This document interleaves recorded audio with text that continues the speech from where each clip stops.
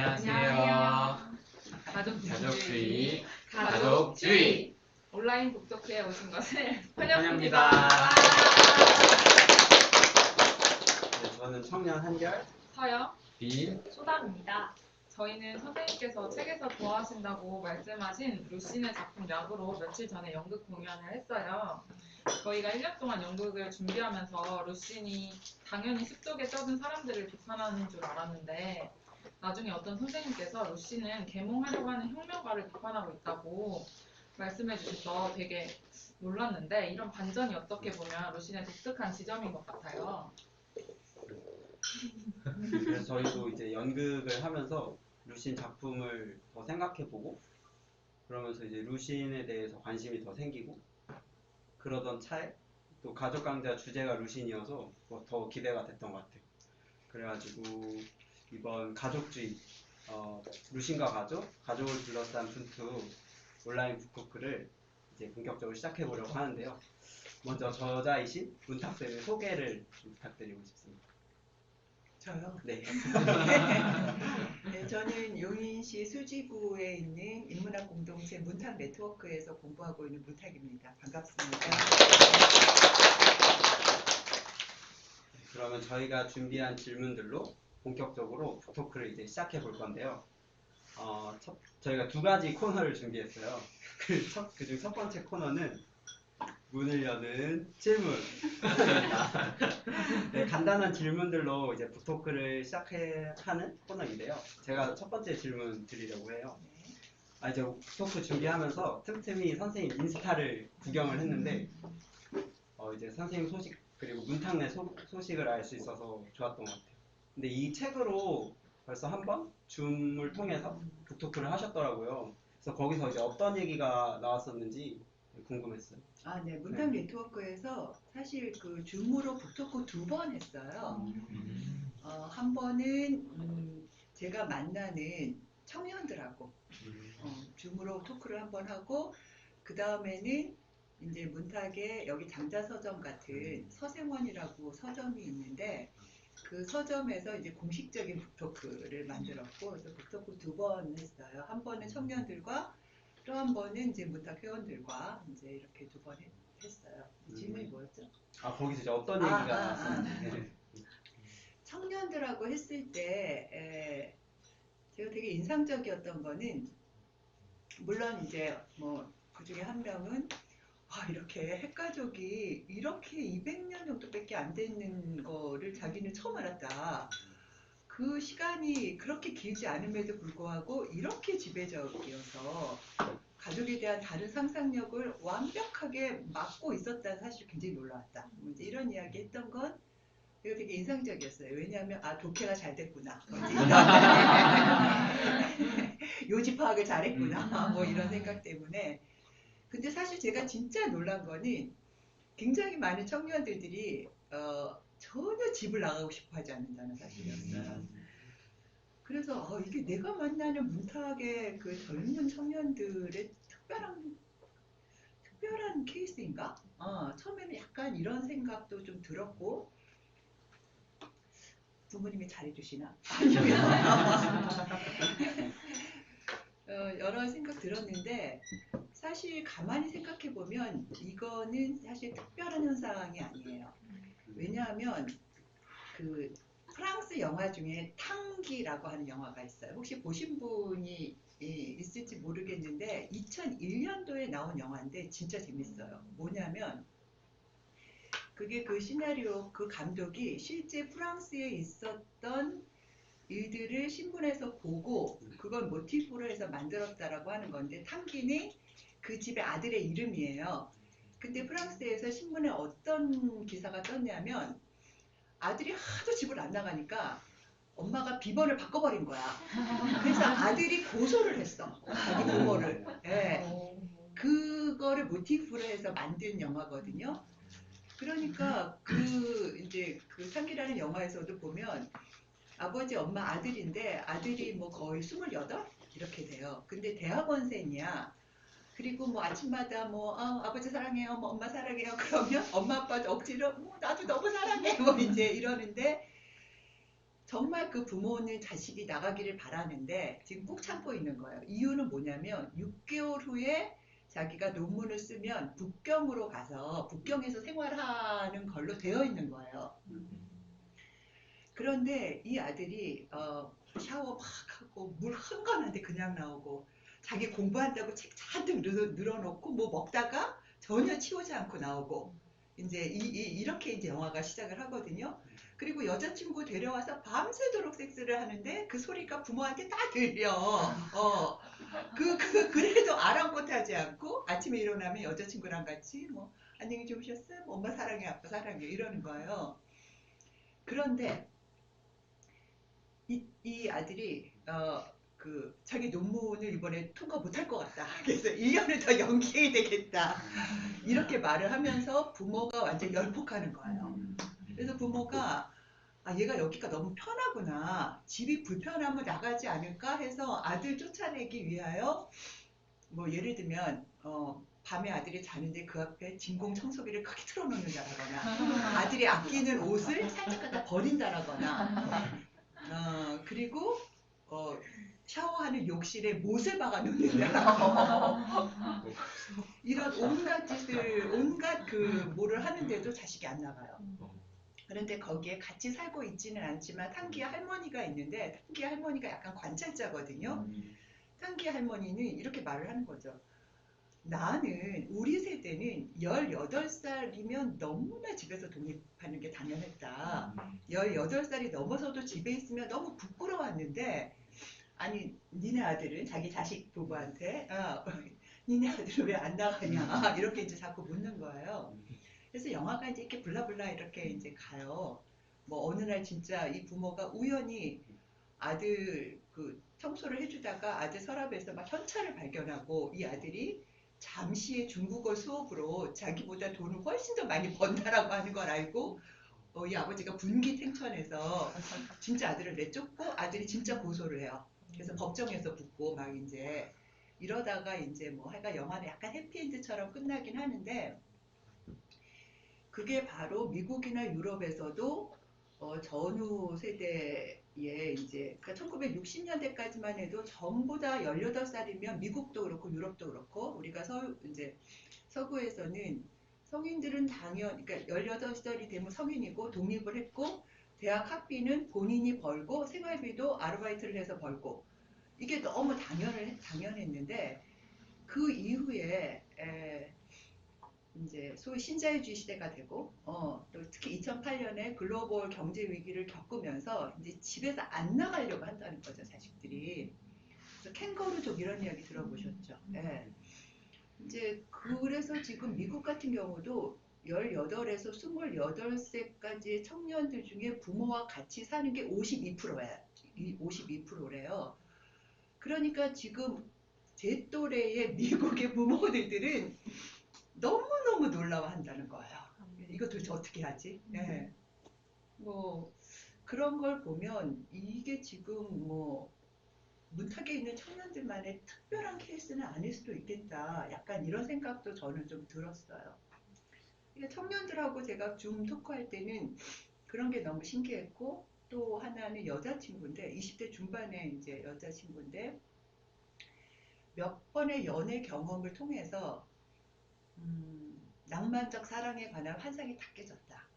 근데 낭만적 사랑에 관한 환상이 깨짐과 동시에 남자에 대한 환상도 다 깨지고 공동체에 대해서도 굉장한 회의가 들었다. 과연 누구와 함께 관계를 맺으면서 살 수 있을까?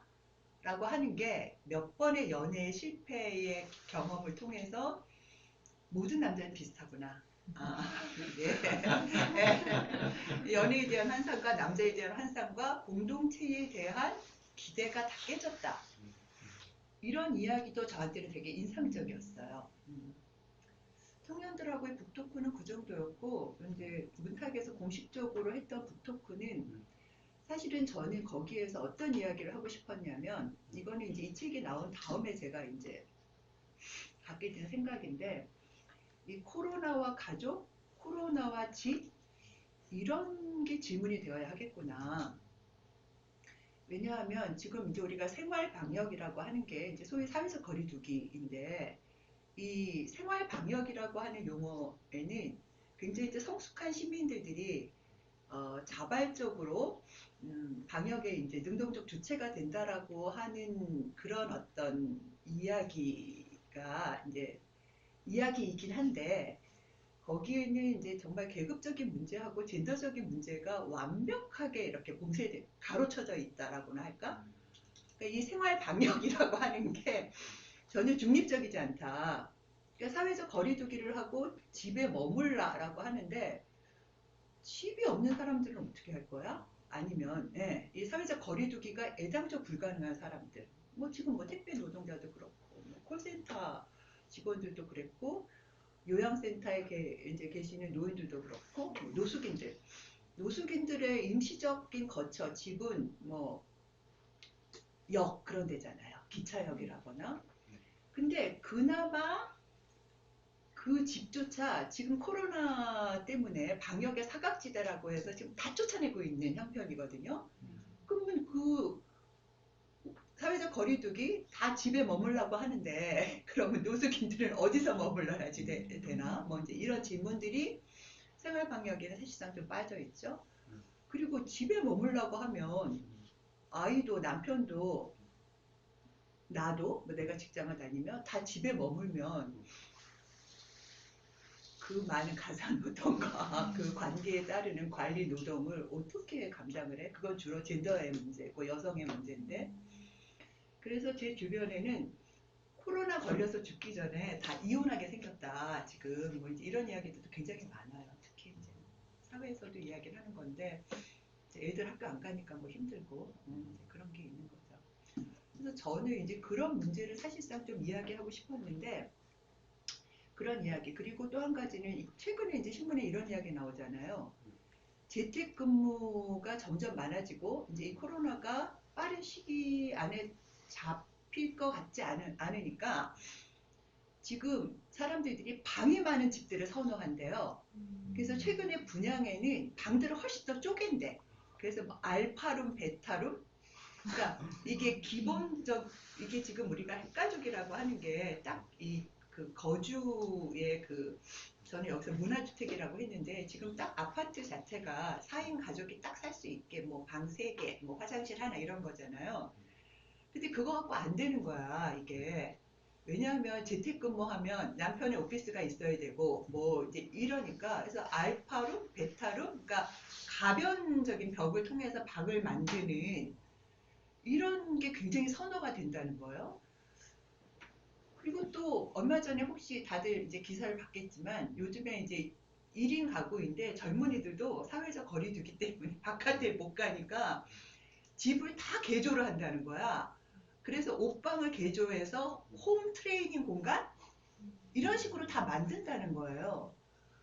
그러면 그나마 무슨 그 뭐 이렇게 그런 거 뭐라 그래요? 피트니스 클럽?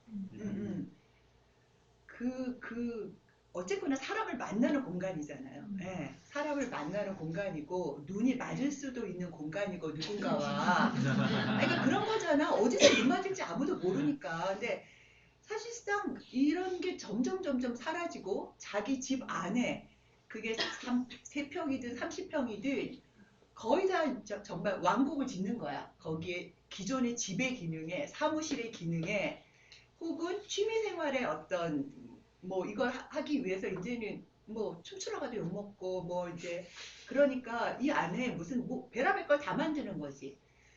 이게 도대체 뭐지?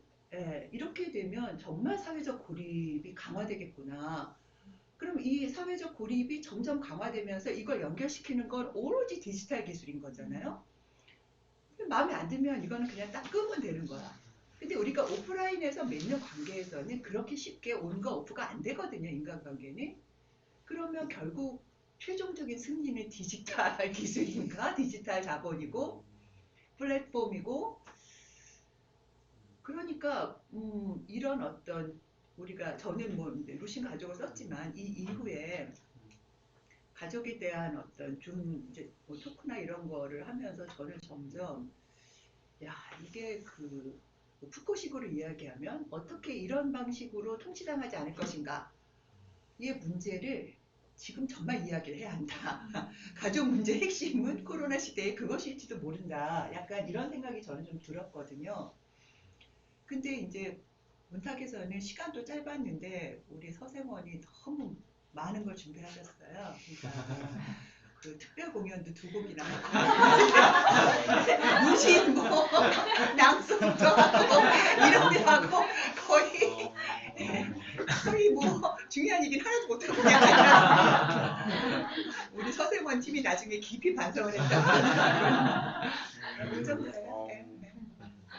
진짜 그런 얘기들도 기회가 되면 더 네, 들어보면 네. 좋을 것 같아요. 네. 저희도 준비를 또 막 해가지고 아쉬워요. 나중에 또 기회 되면 들어보면 네. 좋을 것 같아요.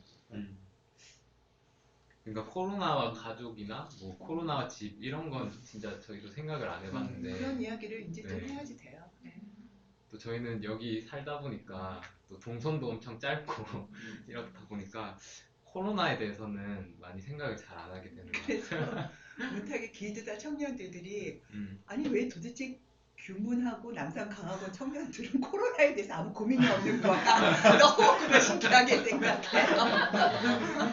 왜 거기만 무풍지대야? 막 이러면서. 네. 제 두 번째 질문은 이제 제가 드릴 건데요.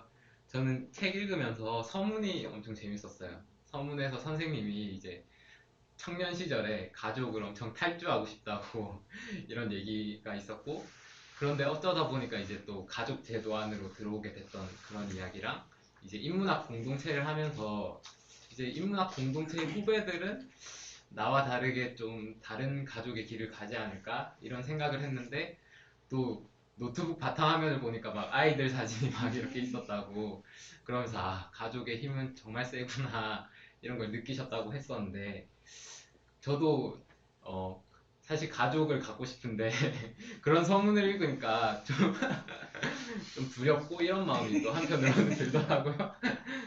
그래서 제가 궁금한 거는 이제 서문에서 엄마나 아빠 혹은 가장이나 주부의 정체성을 버리지 않는 한 공부를 통한 새로운 우정의 네트워크는 만들어지지 않을 것 같았다라고 쓰셨는데, 이 가족의 정체성과 우정이 어떤 지점에서 충돌을 하는지 궁금했어요. 그거는 제가 이제 수료 넘어 때도 이제 뭐 가족에 대해서 느꼈던 게 있는데, 일단 문탁 네트워크를 하니까 여기는 이제 그 아주 가까운 데 산단 말이에요. 이게 문탁 네트워크라고 하는 건 이제 이렇게 비슷하게 생긴 인문학 공동체인데, 회원들이 대부분 그 근처에 살아요. 네, 근처에 살고 가족을 굉장히 많이 꾸렸던 이제 중장년들이 많고, 그러다 보니까 제가 수요 넘어 시절에서는 전혀 느끼지 못했던 새로운 사실을 발견하게 된 거예요. 저희도 이제 아침에 와서 공부하고 세미나하고 밥도 같이 먹고 이랬는데, 그리고 이제 그 새로운 공동체가 우리가 뭐 회사도 아니고 딱 업무 중심으로 모이는 것도 아니고 이제 일상을 공유하는 거잖아요. 일상을 공유하면서 이제 공부에 대해서도 이야기를 하고 밥도 먹고 뭐 그러다가 이제 새로운 활동에 대해서 우리가 이제 새로운 활동 기획하기도 하고 이러는데, 공간이 안 채워지는 거예요. 이게 예전에는 이게 공간이 생기면 그 공간이 이렇게 특히 이게 넓고 이렇게 좀 공유지잖아요. 공유지니 대부분의 경우 자기 집보다 좋았단 말이에요. 이게 그리고 여기 나와서 같이 공부를 하고 그리고 늘 뭐 이제 지적인 토론을 할 수 있고 이런 게 너무 즐거웠는데, 밥 먹고 같이 산책하고 이제 이런 리듬도 이제 그런 것 속에 정말 우정이 싹 트는 거죠. 연대감이 생기고 친밀감도 생기고. 그런데 공간이 잘 안 채워져요. 왜냐하면 이 직장을 갖고 있으면 직장의 시간을 굉장히 많이 보내게 되고, 또 직장을 안 다니는 이제 소위 주부들은 어떤 식으로든지 집에서 해야 할 일이 너무 많은 거예요. 특히 밥이 문제였어요. 그러니까 어떻게 보면 여기서 공부를 하다가 밥을 같이 안 먹고 밥을 차려주러 집에 가거나 반대로 밥 당번은 해야 되잖아. 그럼 집에 내 있다가 밥 당번만 하러 온다라거나 이런 일들이 벌어진다라고 하는 걸 제가 알게 된 거예요. 저는 그런 걸 잘 생각을 못 했었거든요. 그러면서 이 가족 공동체와 이런 어떤 이제 그 마을에서 인문학 공동체가 정말 공존할 수 있을까? 라고 하는 질문을 제가 하게 됐고, 그래서 이제 그 첫 회의 주제를 가족을 넘어 마을 넘어, 이게 이때 마을이라고 하는 건 이제 동네가 아니라 정말 이게 가족을 넘어서는 새로운 종류의 이제 관계망을 의미하는 거였거든요. 그러니까 어떻게 보면 마을이라고 하는 건 가족이 아니면서도 친밀감, 그걸 우정이라고 표현을 합시다. 예, 그리고 회사가 아니면서도 사실은 생활 공동체를 꾸려서 서로의 이제 생활이라고 하는 건 경제적인 거 포함하는 거죠. 이런 거를 이룰 수 있는 게 가족과 회사를 그냥 둔 채로 하는 거 불가능하구나. 이런 거를 이제 아주 실감하게 된 거죠. 공동 식탁이 잘 안 그려지면서. 그런 맥락에서 제가 쓴 거였어요. 그럼 그 인문학 축제 거기에서 혹시 나왔던 얘기는 어떤 종류의 것이었나요? 그게 굉장히 첫해 인문학 축제가 엄청 핫했어요. 왜냐하면 우리는 이제 인문학 축제의 주제가 있으면 이제 뭐 거기 이제 저희 회원들뿐만 아니라 같이 참여하는 세미나 회원까지 포함해서 이제 공통의 논의를 하기 위해서 한 권의 책을 선정해서 일단 다 같이 읽었거든요. 근데 그때 우리가 읽었던 게 이제 일본의 여성학자인 우에노 치즈코의 우리가 알던 가족의 종말이라고 하는 책을 다 같이 읽었어요. 근데 이제 아시겠지만 일본은 학교 문제도 그렇고 뭐 가족 문제도 그렇고 뭐 여러 가지가 이제 그 고령화도 그렇고 우리 사회보다 한 20년쯤 빠르단 말이에요. 그러니까 일본에서 어떤 일이 벌어지는가를 보면 이제 우리나라에서도 어떤 일이 벌어질 것인가라고 하는 걸 대충 예측할 수 있는데 일본에서는 아주 빠르게 기존의 핵가족이 해체되고 있는 거예요. 그래서 이제 우리가 알던 가족의 종말이라고 하는 거였는데 근데 그런 이야기를 하니까 여기저기서 엄청나게 불편한 어떤 감정들이 이제 막 이렇게 올라온 거예요. 아줌마들은 특히 경제적인 것과 관련해서 뭐 가족이 깨지고 있다라거나 또 능동적으로 기존 핵가족을 깨야 한다 이런 주장을 하게 되면 야, 남편도 자아실현한다고 회사 그만두고 공부하겠다 그러면 어떡하냐. 내가 나가서 돈 벌어야 되냐.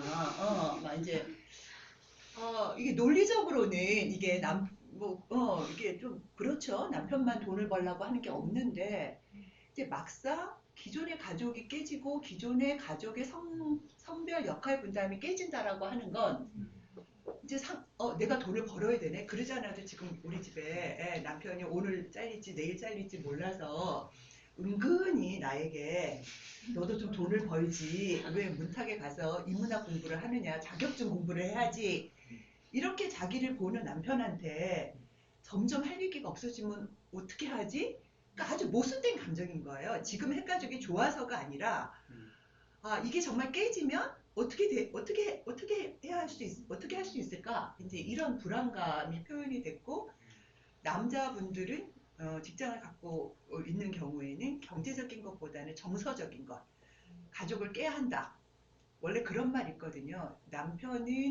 남자는 아내에게 정서적 안식을 얻고 여자는 남편이 아니라 친구한테 정서적 안식을 얻는다. 이게 굉장히 절대로 교환 관계와 대칭 관계가 안 되거든요.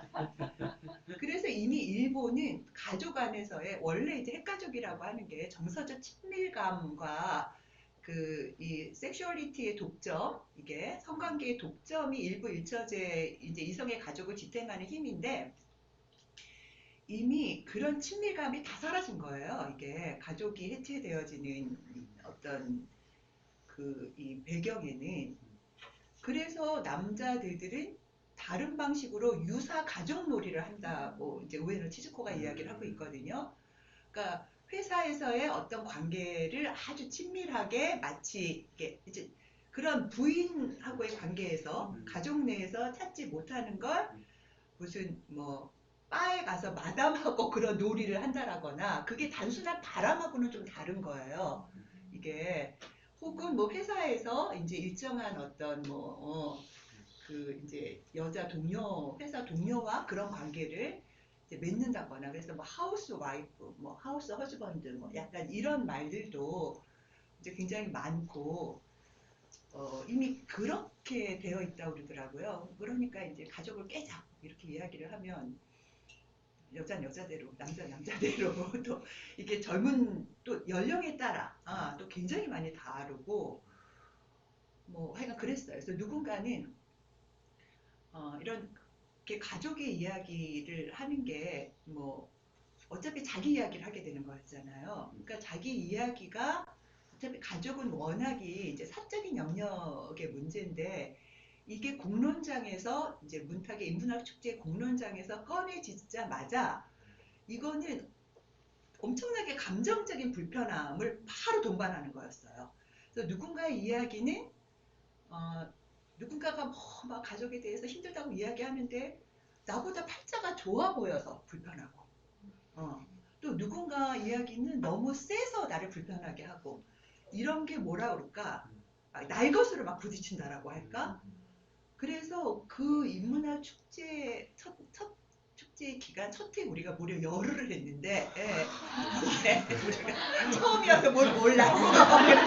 그래서 열흘을 했어요. 그래서 막 매일 그 가족 영화 보고 막 계속 토론하고 막 외부에서 막 외부 특강 뭐 강사 불러서 강의도 하고 우리도 토론하고 막 거의 열흘 동안 그렇게 했는데 그 과정 자체가 오히려 약간 인류학적 탐색의 장이라고나 할까? 우리한테 가족이 도대체 무엇이었을까?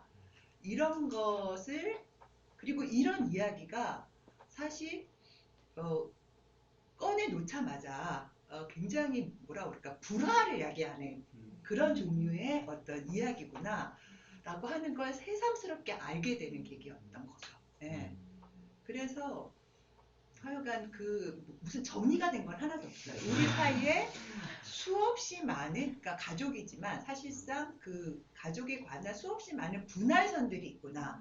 연령에 따라 계급에 따라 남녀에 따라 굉장히 가족을 이해하거나 가족의 미래에 대해서 생각하는 방법이 정말 다르구나 라고 하는 걸 그냥 확인하는 자리였던 것 같아요. 네. 정말 많은 얘기들이 나왔을 것 같고 왜냐면 저희도 이제 회의하고 북토크 준비하면서 가족에 대해서 생각을 해보니까 진짜 막연하긴 있는데 이 전제들을 하나씩 보니까 엄청 복잡하고 뭐라고 정의 내리기가 너무 어려운 거예요. 진짜 그리고 말씀하신 것처럼 어떤 사적인 영역이다 굉장히 진짜 그런 감정들도 엄청 많이 묻어 있다는 걸 또 알게 되고 그래서 그때 그때 진행됐던 그런 약간 열띤 분위기 같은 것들이 약간 상상이 돼서 좋았던 것 같아요. 그래서 이제 이제 이게 첫 번째 코너를 여기까지 하고 두 번째 코너는 첫 번째 코너가 네, 뭐죠? 이제 문을 문을 여는 여는 질문이었고 문탁 선생님의 네, 문을 따서 이제 본격적으로 이제 책에 나온 이제 루신과 그 새로운 가족에 대해서 얘기해 주신 거를 바탕으로 저희가 또 질문을 만들어 봤어요. 그래서 저희가 책을 읽으면서 만난 루신이 가졌던 가족에 대한 태도들 소개해 주셨던 그리고 그것들을 바탕으로 해서 우리가 실제로 새로운 가족들을 만들어 간다고 했을 때 상상했을 때 마주하게 되는 질문들을 한번 나눠보려고 해요. 그래서 바로 무릎을 치게 만드는 질문. 선생님 어떻게 알으셨어요? 안 알려드렸는데. 절대 준비한 게 아니었어요. 첫 번째 질문은 이제 책에서 더 이상 악규의 정신승리법이 통하지 않는 순간이 있다고 말씀을 해주시면서 이제 성욕이나 식욕 같은 인간의 가장 기본적인 생명의 본능이 좌절될 때가 바로 그런 순간이고 선생님께서는 지금 이 시대 청년들도 같은 순간에 있는 게 아닐까 하는 질문을 하셨는데 이렇게 돈이 없으면 연애를 못하고 스펙을 쌓아도 취업을 못하고 왜 3포 세대 혹은 5포 세대 심지어 7포 세대인지 이해가 되셨다고 책에 이렇게 써주셨는데 그렇게 하시면서 그런데 한편으로는 또 이런 게 이렇게 기본적인 생명의 본능이 좌절되는 순간이 바로 혁명이 가능한 순간이라고 말씀을 해주셨어요. 그래서 끝까지 가면 혁명이 되고, 근데 잠시 스쳐버리면 몰락하게 된다고 하시는데, 이렇게 정신승리법이나 자기 합리화가 통하지 않는 순간에 지금 청년들이 어떻게 이렇게 스쳐가는 게 아니라 끝까지 가는 혁명을 실천할 수 있는지 궁금했어요. 그 여러분이 나한테 얘기해 줘야 되는 것 같은데 이게 내가 여러분한테 맞아. 이야기를 해야 질문하시는 하는 게 분들이, 아니라 저는 정말 아큐 정전이 이제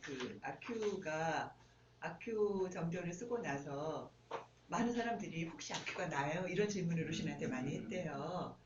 예, 정말 나 같아요, 막.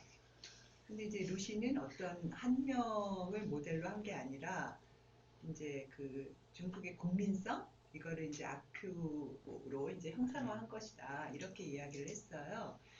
그러니까 이제 중국이 정말 거대한 제국이었잖아요. 그리고 이제 우리가 중화 문명 이렇게 이야기하는 것처럼 중국이잖아.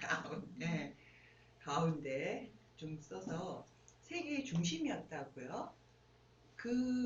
그래서 아편 전쟁으로 이게 뭐 홍콩 같은 거를 내주고 나서도 그리고 나서도 그 이후에 계속해서 뭔가를 내주면서도 홍콩 이제 내주고 그 이후에도 이제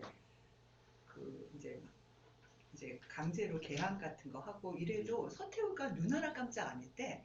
워낙 땅덩어리가 커서 그 정도 띄워주는 것쯤이야. 그러니까 사실 이제 그 서세 동점이라고 하죠. 이제 서양이 이렇게 막 몰려오고 막 나라의 그 운명의 풍전 등화 같은데도 사실 전혀 이제 위기를 못 느낀 거죠. 그리고 여전히 이제 자대주의라고 루시는 그렇게 비판하거든요. 스스로 자자에 큰 대자 써서 자대주의에 빠져 있는 거지 이게. 이 자대주의가 아큐로 가면 이제 정신승리법이 되는 거야. 어떻게 해도 이제 정신적으로 계속 승리를 하는 그런 어떤 특유의 어떤 메커니즘 같은 게 이제 그 사회에 존재하는 거고, 그렇게 되었을 때 사실상 이제 혁명이 불가능하다라는 것. 이제 그런 거를 이제 아큐 정전에서 다루고 있는 거잖아요. 근데 이제 그 혁명이 불가능하거나 많은 사람들이 아큐 같으면 실제로 혁명이 일어났다고 하더라도 바로 반동화가 된단 말이에요. 그렇잖아. 그 혁명을 지켜나갈 수 있는 사람들이 없잖아요. 그러니까 그게 1911년에 신해 혁명이 일어났지만 여기 역사 강의할 생각은 없어. 너무 복잡한 생각이. 그 혁명이 바로 반동화됐단 말이에요. 그러니까 만약에 그 아큐 같은 사람들만 가득 있으면 혁명이 일어나지도 않고 혁명이 일어났다고 해도 지켜지지도 않는 거잖아요. 그런데 아큐는 그러면 어떤 순간에 사실 그 정신승리법 바깥으로 나올 수 있을까? 어떻게 하면 어느 순간에 철방을 깨고 바깥으로 나올 수 있을까? 이런 질문을 우리가 해볼 수 있잖아요. 그런데 그 아큐 정전의 소설에 전혀 그럴 여지가 완벽하게 봉쇄되어 있는 건 아니라는 거예요. 이게 뭐지? 이상하네? 정신승리법이 통하지 않는 순간들을 왕우이라고 하는 그런 평론가? 작가? 하여간 비평가에 의하면 아큐에는 그런 6번의 순간이 있대요. 아큐의 그 정신승리법이 이제 통하지 않는. 근데 그걸 다 지나친 거거든요. 아큐는. 지나쳤기 때문에 결국은 형장의 이슬로 사라진 거고 마지막 죽는 순간까지 애가 왜 죽는지도 모르고 그러니까 지금 식으로 이야기하면 청년들이 이렇게 살면 자기를 망치는 건데 그게 망치는 짓인지도 모르고 계속해서 이제 특정한 패턴으로 살아가는 것 이런 게 아닐까? 그런데 이미 이제 곳곳에서 청년의 삶을 가로막고 있는 게 있다. 특히 어떤 아주 기본적인 어떤 경제적 자립과 관련된 생존의 문제라거나 혹은 이제 우리가 짝짓기라고 이야기하는 그런 어떤 이제 그런 부분에서 곳곳에 막혀 있지 않냐. 이 순간에 이 순간에 이 순간에 스탑. 이 순간에 좀 더 집중해야 할 것이다. 그리고 여기에서 하던 대로 하는 게 아니라 예를 들면 이런 거예요. 제가 이제 제가 아는 청년 중에 한 명이 제가 이제 특히 페미니즘 리부팅 이후에 이제 지금 청년들의 삶과 청년들이 어떻게 연애하고 이제 이렇게 하는지 너무 궁금해서 제가 굉장히 많은 청년들하고 인터뷰를 했거든요. 그래서 그 데이트 앱이 있다라고 하는 것도 제가 알게 됐고 이제 요즘에 연애를 할 때 남자애들이 너무 평범한 그 연애 관계에서도 여자애들이 그렇게 백을 사달라고 이제 한다는 사실도 제가 알았고 진짜 백이 뭐간데 예. 이제 아주 여러 가지 제가 사실을 그리고 이제 얼마나 쉽게 원나잇 스탠드가 되는지 뭐 이제 이런 것도 제가 알고 굉장히 많은 사실을 제가 알게 됐어요. 집중적인 인터뷰를 통해서. 근데 이제 그 과정에서 한 친구가 남자친구인데 이제 거의 이제 약간 모태솔로 비슷한 친구였는데 자기는 정말 요즘 자기한테 이제 위기를 느낀다는 거예요. 왜냐하면 머릿속에 온통 여자 생각밖에 없다. 그래서 버스를 타도 여자를 자꾸 보게 되고 학교에서도 자꾸 여자를 보게 되고 이제 이러고 있는 데에서 자기는 정말 연애를 해야 할 것 같다. 그러지 않으면 자기가 생각해도 자기가 너무 위험하다. 이게 그런 이야기를 할 때 제가 굉장히 가슴이 아팠어요. 근데 이런 문제를 지금 어떻게 해결해야 하는 거지? 이게 그런데 그리고 이런 이야기를 왜 친구들하고 같이 안 하지? 이게 친구들하고 이야기를 일단 이야기를 해야 하거든요. 이게 뭔지. 예. 그리고 아까도 이제 우리가 청년 북토크에서 말을 했지만 그 여자 20대 중반의 그 여자도 자기가 이제 그 연애를 해서 이제 더 이상 남자들은 정말 안 되겠다. 이런 이야기들을 여자친구들하고는 다 공유를 한대요. 이게. 예. 그런데 남자들하고는 얘기를 잘 못하는 거야. 이게. 근데 이렇게 되면 특히 지금 이제 완전히 페미니즘 리부팅 시기이기 때문에 이게 지금 거의 이게 좀 불편하죠. 여자들하고 남자들하고 같이 이런 문제를 이야기하는 게 서로가 좀 굉장히 불편한가 보더라고요. 남자들은 무슨 얘기를 못 하겠다. 말만 하면 이제 욕먹고 혼난다 이러고 여자들 너무나 찌질하고 도대체 자기네가 무슨 짓을 하고 있는지도 모르고 이게 지금 유나 아주 웃겨 죽겠대 지금 너무 실감나는 것 같아. 그런데 이런 것이 이 뭐라 그럴까 배움이 되어지지 않으면 결국은 그게 아니어도 아주 손쉽게 이런 문제를 해결할 수 있는 방법들이 지금 많잖아요. 이게 아주 이례적으로 그리고 아주 정말 이제 뭐 지금 뭐 성이 상품화되고 뭐 어디서나 너무 쉽게 뭐 이건 뭐 말도 못하니까 어떤 식으로든지 성욕을 해결할 수 있는 방법은 너무나 많다고요. 이게 그런데 이게 왜 진지하게 배움의 문제라거나 이런 게 되고 담론이 되고 실험이 되지 않을까? 이런 게 저는 좀 이제 뭐라 그럴까 아쉬웠다라기보다는 이제 그렇게 그대들이 하셔야 되는 게 아닐까? 이게 아주 일상적인 문제인데 그 일상적인 문제에서 이런 뭐 연애를 한다라거나 섹스를 한다라거나 심지어 뭐 결혼을 한다라거나 근데 도대체 결혼이 뭐지? 결혼이 이제 제도인데 가족도 제도인데 제도가 아닌 결혼의 형태나 가족의 형태라고 하는 건 없는 건가? 이런 것들에 대해서 탐구하지 않고 혁명을 일으킬 수 있는 방법은 없어요. 약간 뭐 그냥 그대들의 과제다라고 저는 생각을 해요. 청년들의 과제. 내 과제는 아니야.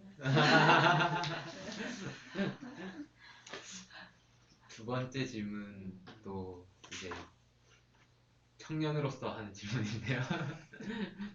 그래서 책 읽으면서 루신이 전통 가족의 개혁에 대해 말할 때는 뭐 판타지도 없었고 엄청 냉정하면서 그렇다고 막 회의주의는 아니고 또 그러면서 엄청난 실천력이 있었다고 이런 얘기가 있었고 그런 루신의 태도가 도저한 현실주의라고 이렇게 말씀하셨더라고요.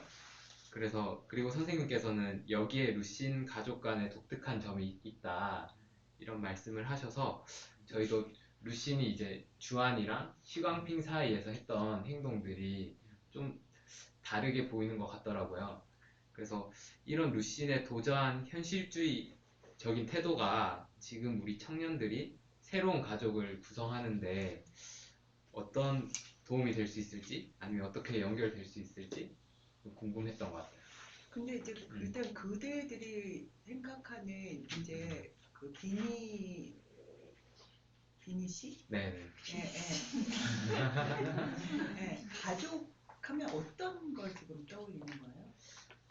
가족하면 네. 진짜 핵가족밖에 아, 떠올려지지는 않고 음. 아니면 여기서 공부하면서 느꼈던 거는 사실 그 전에는 정말 핵가족이었고 그 이후에는 이제 이런 네트워크도 하나의 가족일 수 있겠구나 이런 생각도 들긴 하는데 또 한편으로는 이 가족은 이 가족이고 또 나의 가정은 또 있는 이런 느낌으로 그러니까 그 가정이 어떤 가정이지?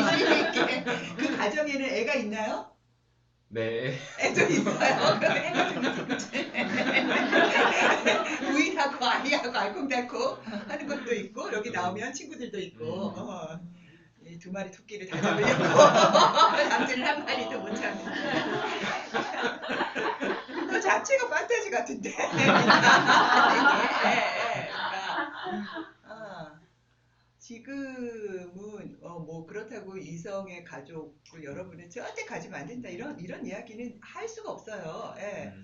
그러니까 그 뭐 좋다 싫다 뭐 맞다 틀리다의 문제가 아니에요. 그런 문제가 아니고 점점 어려워진다는 거예요. 그리고 점점 어려워지는 이유가 굉장히 많은데 그 하여간 이 지금은 연애를 지속하는 힘들도 거의 없어 보이던데 제가 보기에는 이게 그러니까 저희 그 문탁의 청년팀하고 줌 토크를 할 때 제가 우리 아들을 봤는데 경제적으로 돈을 못 벌면 연애도 못 하더라. 제가 이렇게 이야기를 하니까 그 친구가 거기는 20대 중반의 남자인데 자기는 제 진단에 동의하지 않는데요. 자기의 경험이나 자기 친구들의 경험으로 보면 돈이 없어서 연애를 못 하는 게 아니고요. 뭔가가 이게 관계에 에너지를 쏟아야 하는 시점이 오면 그 관계를 더 이상 안 하게 된다는 거예요. 이게 자기의 경험으로 보면 돈이 없어서 연애를 못 하는 게 아니라, 그러니까 뭔가 이렇게 막 이렇게 뭐라 그럴까 이렇게 이게 남녀뿐만 아니고 모든 관계가 다 마찬가지인데 이 관계 자체에도 뭐가 있잖아요. 이렇게 좋았다 나빴다가 뭐 죽고 못 살았다가 소원해졌다가 뭐 이제 이렇게 있는데 이제 그런 속에서 이게 의존하는 기술들, 협력의 기술들이 익혀야 하는 거거든요. 근데 지금은 별로 그렇게 에너지를 쓰고 싶어 하질 않는다는 거예요. 그래서 뭔가 막 자기가 많이 보살펴줘야 한다라거나, 이러면 바로 귀찮아진다는 거야. 그래서 이제 연애를 못 하는 것 같다고 이제 그 친구는 이야기를 하더라고요. 그래서, 그러니까 지금 제 질문이 이제 이 도전 판타지에 빠지지도 않고, 절망에 빠지지도 않고, 도전 현실주의로 살아가야 하는 건데 그것 자체 도전 현실주의라고 하는 게 가족에 대한 표상을 일단 버려야 되는 거예요. 어떤 식으로든지 자기가 갖고 있는 가족에 대한 어떤 표상들이 있을 거야. 그리고 아마 거의 핵가족의 자기가 경험했었던 핵가족의 범주를 못 벗어나는 게 있을 거란 말이에요. 예. 그거 자체가 하나의 규범이거나 아니면 판타지거나 이럴 가능성이 굉장히 높기 때문에 사실 그거 자체를 가로에 넣고 가족을 꾸려야지가 아니고 지금 내가 뭐지 이게 헛헛한 게 여자를 만나고 싶은 건가? 아니면 성욕을 해소하고 싶은 건가? 아니면 뭔가 생활에 동반자가 필요한 건가? 그러면 나한테 정말 내밀한 어떤 뭐 정서적인 교류를 맺을 수 있는 게 친구하고는 불가능한 건가? 반려동물하고 살아볼까? 반려동물도 귀찮아. 반려식물하고 살아볼까? 뭐 하여간 이게 그러니까 구체적인 문제로부터 시작해야 된다는 거예요. 자기가 지금 무엇을 원하는지 언젠가 가져야 하는 가족을 도전 현실주의로 어떻게 만들까요? 이 질문 자체가 약간 좀 어불성설이라고 할까? 저한테는 약간 그런 느낌으로 와요. 예. 그러니까 가족이라고 하는 것 자체의 정의도 한마디로 할 수가 없거든요. 데피니션 자체가. 그래서 오에노 치즈코 같은 경우는 오에노 치즈코인가 다른 학자들은 가족을 형태와 그러니까 주관적으로 내가 어디까지를 가족이라고 생각하는가를 X축 그리고 가족의 어떤 형태 그러니까 가구 수지 예를 들어서 뭐 대가족이 있을 수 있고 1인 가구가 있을 수 있고 이런 거를 뭐 Y축으로 해서 가족을 이렇게 1분면, 2분면, 3분면, 4분면 나누기도 해요. 그래서 제가 청년 중독할 때 물어봤어요. 자, 강아지가 가족이라고 생각하는 사람, 할머니가 가족이라고 생각하는 사람, 시어머니가 가족이라고 생각하는 사람, 진짜 다 달라요. 이게. 그러니까 주관적으로 자기가 가족이라고 생각하는 어떤 그 관계와 또 객관적으로 우리가 지금 인구 센서스 같은 거 하면 1인 가구입니까? 2인 가구입니까? 3인 가구입니까? 이게 뭐 그런 거 있잖아. 그 다음에 2세대 가구인지 3세대가 같이 사는지 이런 것에 따라 왜냐하면 가족을 한마디로 정의할 수가 없으니까 지금 주관적인 의식도 굉장히 달라지고 객관적인 형태도 달라지고 있기 때문에 가족이 무엇이다라고 정의하기가 사실 굉장히 어려워요. 그래서 여성학자들이나 가족학자들은 그래서 임시적으로 이렇게 가족을 X축, Y축으로 이렇게 이제 나누면서 사실 추이가 어떻게 되고 있는가 이런 거를 보기도 하고 그렇더라고요. 그럴 때 보니까 전통적인 어떤 그런 남녀와 아이들로 구성되어지는 핵가족의 어떤 가족의 모습이라고 하는 건 아주 빠르게 사라지고 있구나. 이제 이게 이제 드러나는 거죠. 그 책에서도 그러셨는데 문탁쌤이 되게 다양한 가족의 형태를 말하실 때 저희도 좀 놀라긴 했어요. 막 동성애 가족도 그렇고 고양이 가족, 폴리아모리 이런 것들도 되게 많이 나왔었는데 저희도 막 이렇게도 가족이라고 할 수 있구나 이런 거에 되게 놀라면서도 동시에 그 앞에서 이제 핵가족의 중심이라는 게 그런 약간 인터머시, 약간 다른 걸 배타적으로 밀어내면서 이제 이 안에서만 관계를 맺게 되는 그런 거가 근데 그런 새로운 가족에도 정말 없어졌을까? 라고 물어보면은 그 고양이 가족 같은 경우에는 사실 뭔가 더 다른 거를 배타적으로 만들게 되기도 하고 그런 새로운 가족이 그래서 이거를 이거가 정말 새로운 뭔가 대안이 될 수 있을까? 이런 질문도 좀 동시에 들었던 것 같아요. 굉장히 중요한 질문이에요. 특히 강아지, 반려견. 저는 이 반려견 문화에 대해서 제가 근데 이게 참 얘기하기가 어려워요. 강아지랑 살고 있는 분들도 너무 많고. 근데 저는 약간 역사적으로 제가 이 책에서도 잠시 소개를 했는데 필립 아리스가 쓴 아동의 탄생이라고 하는 책이 있거든요. 그래서 아동은 아동이라는 개념, 그러니까 어떤 그 작은 인간을 우리가 특정한 방식으로 보고 관계를 맺는 그런 종류의 아동은 이제 17, 18세기에 탄생했다라고 하는 게 아동의 탄생이거든요. 저는 지금 반려견이 약간 그런 것 같아. 왜냐하면 그렇게 아동을 작은 어른이 아니라 독립된 하나의 모로 포착을 하면서 오히려 아동의 인권이라고 하는 말이 나오기 시작했고 그 아동을 위한 놀이, 아동을 위한 아동복 아동들이 읽는 동화책 이런 게 막 생겼거든요. 그리고 특별한 감성, 귀여워하기라고 하는 천진난만한 이런 게 생겼다고요. 약간 저는 지금 예전에 내가 우리 집에 개를 키웠는데 개가 센이었거든요. 그 개가 죽었어. 다른 개가 왔는데 개도 이름이 센이었어. 걔가 또 어떻게 사라지고 다른 개가 왔는데 걔도 센이었어. 그런데 그렇다고 해서 우리가 걔하고 사이가 별로 나빴던 것도 아니고 근데 그냥 바깥에서 마당에서 살았고 지금은 아니잖아요. 그래서 요즘에 보면 이게 그 동물권도 동물에도 이제 권리가 있다 이렇게 이야기를 하고 그 강아지를 위한 지금 학교까지 생기고 막 강아지 훈련법도 생기고 이게 치원. 이제 별의별 게 다 생기고 있잖아요. 이런 게 마치 18세기 아동의 탄생처럼 근데 그게 예를 들어서 우리나라 방정환 선생이 어린이날을 만들었다. 처음에는 아동의 탄생 같은 걸 우리가 공부하기 전에는 이게 엄청난 진보라고 생각을 했단 말이에요. 근데 우리가 그런 미시사 같은 공부를 하면서 이게 정말 근대의 하나의 특징 중에 하나이구나. 그 아동 때문에 근대 핵가족이 동시에 만들어지는 거거든요. 아동과 이제 주부와 뭐 이제 이런 게 이제 같이 만들어지는 건데 약간 지금 저는 반려견하고 같이 사는 걸 보면 아이 이상이야 물고 빠는 게. 그리고 지 강아지가 제일 중요한 죄송해요. 자기 강아지가 가장 예쁘죠. 그러니까 이게 가족주의라고 하는 건 욕망의 투여의 문제거든요. 이거는 가족이 아닌 어떤 그러니까 우리 핵가족이 아닌 어떤 곳에서도 이거는 당연히 욕망을 그렇게 쓰면 그런 어떤 오이디푸스 같은 그런 문제가 이렇게 생겨나는 거예요. 그게 회사에서도 생겨날 수 있고 이런 공동체에서도 생겨날 수 있어요. 공동체에서도 특정한 사람들과 정말 그런 방식으로 이게 배타적인 친밀성으로 자기가 가고 싶어서 욕망을 그렇게 쓰면 바로 이 안에서 이게 가족을 넘어버리는 게 아니고 가족들이 만들어지는 거죠.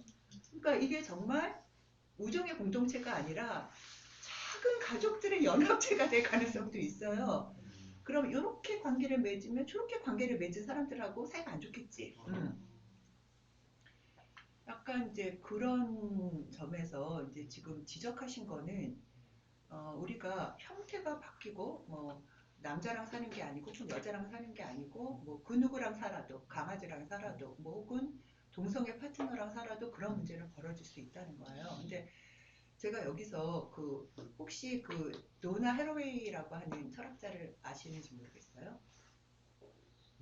무지하게 유명한 사이보그 선언문을 쓴 도나 해로웨이라고 하는 철학자가 있는데 과학자이면서 이게 이제 여성학자이면서 철학자인데 그 도나 해로웨이가 이제 사이보그 선언 그러니까 이분법을 계속 해체를 하는 그런 철학자인데 반려종 선언이라고 하는 걸 했거든요. 근데 여기는 자기의 반려개와 딥키스를 나눈다로 시작하거든요. 딥키스라고 하는 게 그걸 통해서 공생 진화를 하는 거예요. 그러니까 어떻게 보면 해로웨이한테 가족은 내 몸에 수없이 많은 세균이 같이 공생하고 있잖아요. 이거 자체가 하나의 어떤 서로 반려라고 하는 게 함께 동반해서 사는 거잖아요. 그러니까 이거 자체가 하나의 가족인 거지. 세균들과 그러니까 우리 박테리아와 우리 세포들, 인간의 나의 DNA를 갖고 있는 세포들의 가족인 거야, 공생인 거야. 그래서 그런 식의 딥키스를 나눈다라고 하고 해로웨이가 굉장히 놀라운 거는 레즈비언인데 처음에는 게이 남자하고 결혼을 해요. 결혼을 해서 사는데 둘이 헤어져요. 그리고 그 게이도 엄청나게 유명한 인권 운동가인데 남편은 다른 남자 파트너랑 살고 이 해로웨이도 다른 여자 파트너랑 사는데 그런데 이 넷이 너무 친해. 그래서 넷이 캘리포니아 외곽에서 공동 거주를 했어요. 같이 산 거야. 이건 또 폴리아모리는 아니야. 다자간 사랑은 아닌데 그러니까 어떻게 보면 전 남편과 전 부인이 각자의 동성 파트너랑 같이 사는 거죠. 그런데 전 남편인 게이가 에이즈에 걸렸어. 전 남편의 파트너, 남자 파트너가 에이즈에 걸렸는데 죽을 이 에이즈가 저희 최근의 과제이기도 한데 끝까지 돌봤어요. 우리가 생활 공동체라고 하는 건 경제적인 것뿐만 아니라 아프면 서로 돌봐주고 이런 게 다 포함되어 있잖아요. 늙어서도 이게. 그러니까 자기 전 남편의 남자친구죠.를 이 나머지 셋이 끝까지 그 에이즈에 걸려서 죽을 때까지 돌봐줬거든요. 그러고 나서 전 남편이 또 에이즈에 걸렸어요. 그리고 이것도 끝까지 돌봐줬어요. 이런 건 진짜 우정의 관계예요. 네. 그래서 이런 게 반려종들의 연대인 거죠, 이게. 예, 함께 사는 어떤, 예, 그런 걸 보면, 그렇게 이제 정말 이렇게 뭐 강아지랑 살든, 고양이랑 살든, 동성 파트너랑 살든, 이제 이렇게 그 욕망을 예, 내부로만 이렇게 딱 이렇게 그 봉쇄하지 않고, 이렇게 필요한 이제 그러니까 이렇게 넷이 살 수 있었다라고 하는 건 성적 지향은 달라도 이 넷이 충분히 정서적으로 친밀하고 그리고 상당한 인간적인 신뢰가 있었다는 거예요. 그러니까 같이 살 수 있는 거죠. 앞으로는 뭐 이와 비슷한 수없이 많은 그런 생활 공동체라고 할까? 이제 이런 게 생겨날 거라고 저는 생각해요. 그러지 않고서는 뭐 지금 같이 되지 않을 것 같아요. 시간이 거의 다 벌써 시간이 50분도 넘었어요. 지났어. 정말 순식간에 지나갔네요. 순삭이네. 저도 오늘 강의 들으면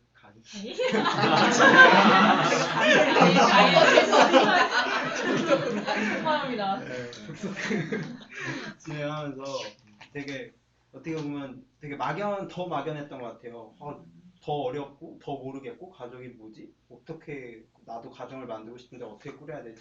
가정을 만들고 싶은 모양이구나. 더 복잡해졌었는데 오늘 말씀 들으면서 이렇게 약간 이런 거겠다 싶은 또 생각이 들어서 너무 감동적이었고 그랬던 것 같아요.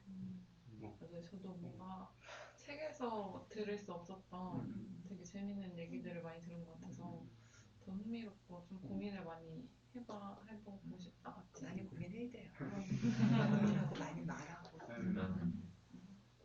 그러면 이번 가족주의 루신과 가족은 여기서 마치도록 하겠습니다. 네, 저희가 이제 4번째잖아요. 이번 가족 강좌로 만든 북토크는 여기서 끝이지만 아직 2편이 더 남아 있습니다. 소세키와 카프카를 주제로 한 가족 강좌도 곧 책으로 나오고 북토크도 진행할 예정이니까 또 많이 기대해 주세요. 마지막 아우트로가 있습니다. 그러면 가족주의 가족주의 온라인 북토크를 마치도록 하겠습니다. 감사합니다.